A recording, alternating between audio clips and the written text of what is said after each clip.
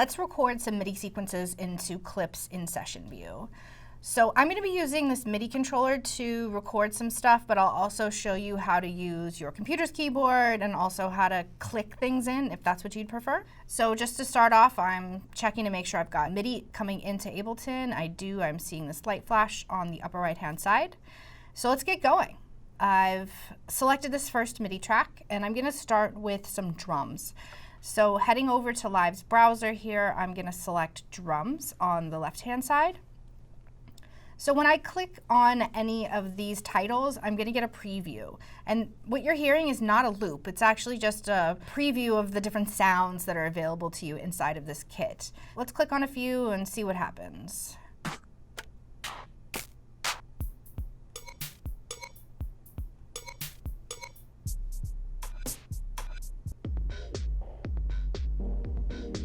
Okay, lots of cool options. So once you find one that kind of jumps out at you, you're gonna pull it onto a track. So I'll take this one. This one looks fun. So I can either click, drag, and drop onto the track's title, which will then have it show up in detail view down here. Or I'll show you two other ways. With the track selected, I can click and drag down here into detail view. And I'm just deleting in order to get that virtual instrument to remove itself from the track. Or as long as the track's selected and I double click, it's going to show up as well. So 3 different ways to get the drum rack onto any MIDI track here.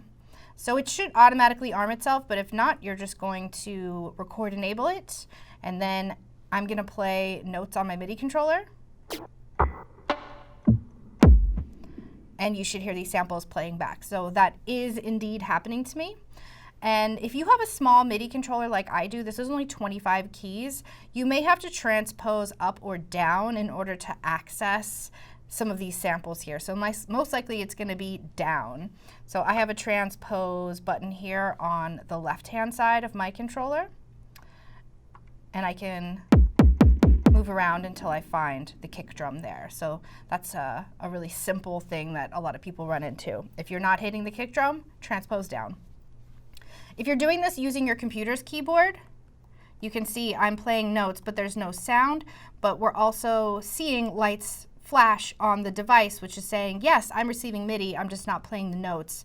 To transpose down and up on your computer's keyboard, you're going to use the Z key and the X key to go up. So I'm going to hit Z once, and I've got that percussion sound. I'm going to hit Z again, and now I'm hearing the kick drum. So I'm ready to record both ways with my MIDI controller and my computer's keyboard as well. So I'm going to just quickly come up with a pattern that I want to play.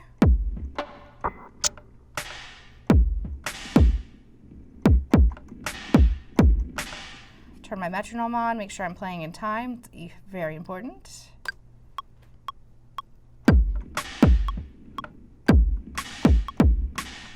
Okay, cool. So now when I'm playing, I'm just gonna hit record on one of these clips and I'll just start recording in. When I'm done, I'll hit the icon. It'll be a red play icon, and then it'll immediately start to loop. So let me do that, and then I'll meet you at the other end here.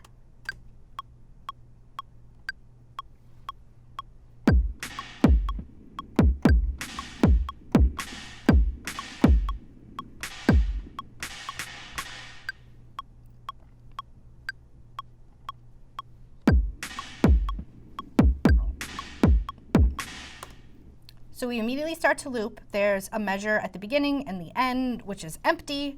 So I'm going to start by moving the start and stop markers to eliminate that silence. Over on the left-hand side, you can see if I've got my mouse surrounding the start markers and the loop markers, that the icon changes depending on where my cursor is. So I'm going to move it until I have this bracket, and then I'm going to pull and drag over to the beginning of measure 2. And then conversely, at the other end here, I'm just going to pull and drag over to the beginning of measure 6. So it's really important that you have things on whole numbers so that they'll loop properly. If you don't do that, then you'll find that the loops aren't matching up. It doesn't matter how long they are, but as long as they're starting and stopping on whole numbers, you're going to be golden. So let's zoom in a little bit and check out what's going on with this MIDI here. So just as I had icons flashing when I was over here by the start and stop markers, I'm also going to get an array of icons available to me as I hover over the top of the sequence. So I'm going to go to the magnifying glass. And once I have this icon, when I click and drag around, this is how I'm going to zoom. And this is functionality that's unique to Ableton. This way this zooms might feel strange at first, but the more you do it, it gets a little bit easier to understand. So with the magnifying glass selected, I'm going to just click and drag down to zoom in and drag up to zoom out. I can go left and right at the same time, slightly disorienting, but let's just zoom in and see what's going on here. So I have the note. If I touch it, it's going to play the sound for me. I can turn that on and off by this little headphone icon here. And then you can see the measures broken down into an even more granular subdivision. I've got beat 2, or measure 2, beat 1. Here is measure 2, beat 2. And then all the subdivisions that are in between those notes. And the further you zoom in, the more granular that subdivision becomes. So you can see that I have played this note before the downbeat of measure 2. And if I press play, we're not going to hear it, because we're not catching the beginning of that MIDI event. So let's edit this and make sure everything's the way that we want it to be. So just similar to moving the start and stop markers, if I go towards the beginning or end of any of these MIDI notes, I can expand or contract them as well. So I'm just gonna grab this bracket on the left-hand side and pull that over. I can take any of these notes and move them up and down. I can click on one and then just delete it as well. I'm going to undo what I just did by using the most handy key command of them all, which is undo. And on a Mac, it's Command Z. On a PC, it's Control Z. So I have a lot of editing capacity that I can do this by hand if I'd like to. Or we can do something called quantize, which will save you a lot of time. Quantize means to scoot something to its closest assumed place on a grid. And I'm going to quantize the rest of this sequence so that everything just sort of cleans and moves to the right place quickly and fast. So I'm going to just highlight all of these events, just like text here. And now I need to head to the edit window up top, and I'm going to select the quantize settings first. So two things that you really need to take into consideration when you're quantizing, and the first is, what subdivision do you want to quantize to?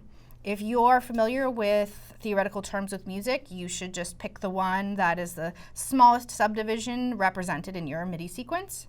If not, I just recommend you keep this on the 16th note. If you've only got quarter notes in your sequence, pick a quarter note, but if all else fails, just choose a 16th note. We're going to keep this on adjusting to the start, and then next we have to decide to what percentage do we want to quantize to. So if you play an instrument or you kind of have your own way of recording these sequences in by hand, you don't want to eliminate all of that personal feel, so you're not going to set it to 100, right? But if you want something to be a little bit more straight to a grid, and some genres do call for that, then you're going to knock this number up closer to 100. So depending on how accurate you were, you're going to decide how much help you need. So I'm going to set this to 77% here, short to the 16th notes. All of these notes are selected. I'm going to press OK, and they're going to jump, and you'll see this happening right now. All right, let's play this and see what we got going on now.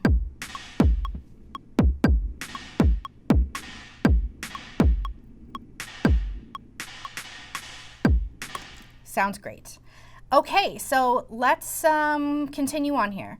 I'm going to duplicate this clip, and I can do that by using copy-paste shortcuts on my computer, or I'll show you how to do this with a modifier key. So I'm holding down Option, I'm clicking, and I'm dragging into the next clip slot. I'm letting go of the cursor, and then I'm letting go of Option.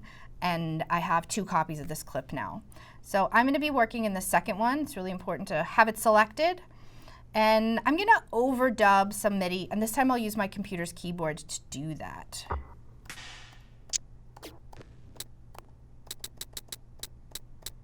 I'm going to put some hi-hats in there.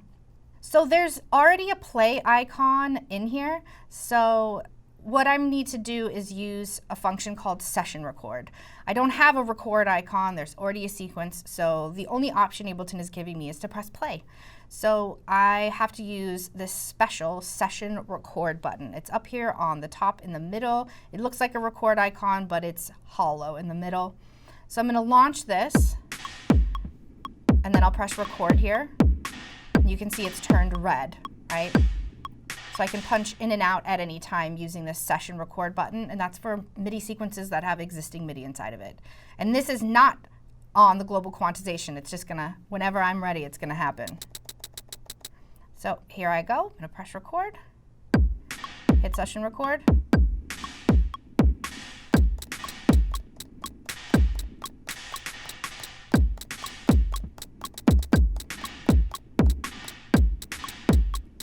Punching out.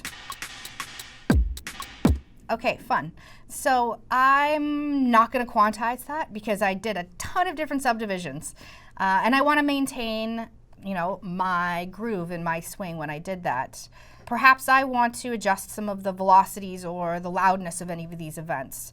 So I'm going to select this. I've got the note over here on the piano roll, and you can see all of those hi-hats get highlighted for me. And then down below, this is the velocity representation. And if you aren't seeing this on your computer, you can open and show this by hitting this disclosure triangle on the bottom left of the sequence. So each note below is the velocity or the loudness of the note is represented by a line with a dot on top of it. And you can see as I hover over the note that I've got selected, or the velocity assignment that's selected is going to be blue or turn another color up top, right? So I can adjust them all. I could just select one of them here and then adjust the loudness or the velocity of this particular event. It's up to you. And what I'm going to do is I've got all of these selected here. I'm going to grab my pencil tool and I'm going to quickly just redraw in some of the velocities here. So I want it to get louder and softer and louder and softer. So I'm just really quickly adjusting these with my pencil tool, and I can turn that on and off using this icon up top. Or I could just go back in by hand and adjust things one at a time by moving the breakpoint at the top of the velocity assignment. So let's see what that sounds like.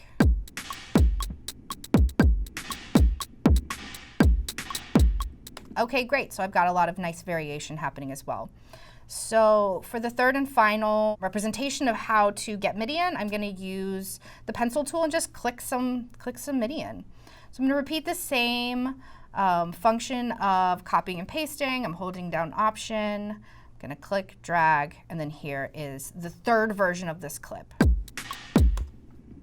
Okay, so let's pick a new sound. That's kind of fun. Okay, I'm just clicking in, literally just finding the place on the grid where I want this to be and clicking in a sound. You can do this with the pencil tool as well. And let's play this and see what this sounds like.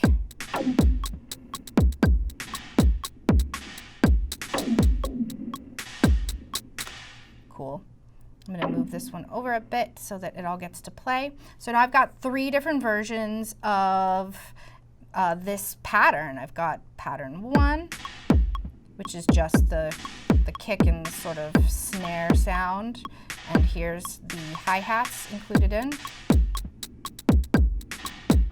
And here with this fun percussion sound. Okay, so we've got our drums in. Let's add another MIDI track. Let's do some melodic or harmonic sound to accompany our very cool drum patterns here. So I've got MIDI 2 selected, and I'm headed over to Sounds on the left-hand side. And you can see that there's a lot of options for us here, and depending on how much you've downloaded, you might have a lot of options in the sounds category or not as many. I'm going to go into this piano keys section since that will probably be familiar to most everybody. And then just how I previewed the drums, I'm going to just play one. Actually really like this. So I've got the track selected. I'm just going to double click on it. It inserts itself. It arms itself. going to play this first clip, come up with a pattern I like.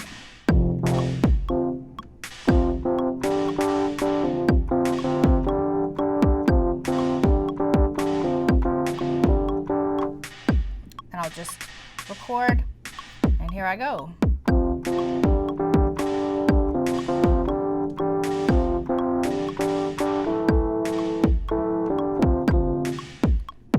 Hitting play again, I immediately start to loop. And then quickly I'm just going to do the same edits. I'm going to get rid of the dead space by moving this over, adjust the start of this first event here so that I'm catching it, moving the stop icon. Here we go.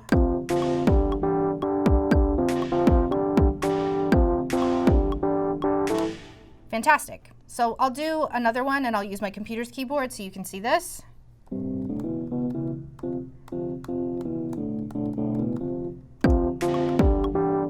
Stop this.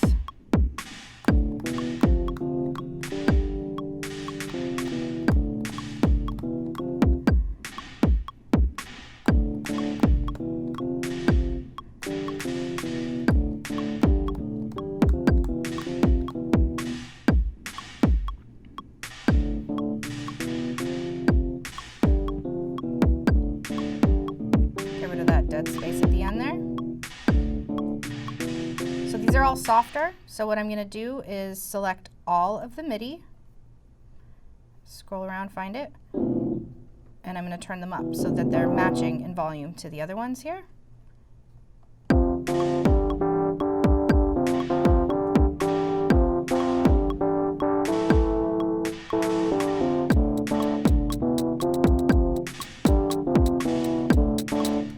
Okay, and lastly, if I wanted to just click the MIDI in, I could just double click on an empty clip here. It's going to give me an empty 1-bar clip. If I want to extend this, I'm just going to grab the stop markers, pull out here, and make it however long I want it to be. I'll stop at 2 measures here. And then I can use the pencil tool, or however I want to do this. I'm zooming horizontally as well as vertically by using the same magnifying icon on the left as I did on the top here. And I'll just click some notes in.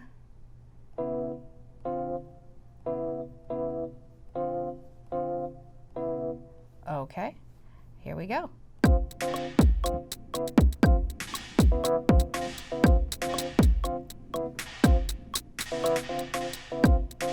So you've seen this done 3 ways. We've clicked it in, we've played it with our computer's keyboard, we've recorded it in with a MIDI controller.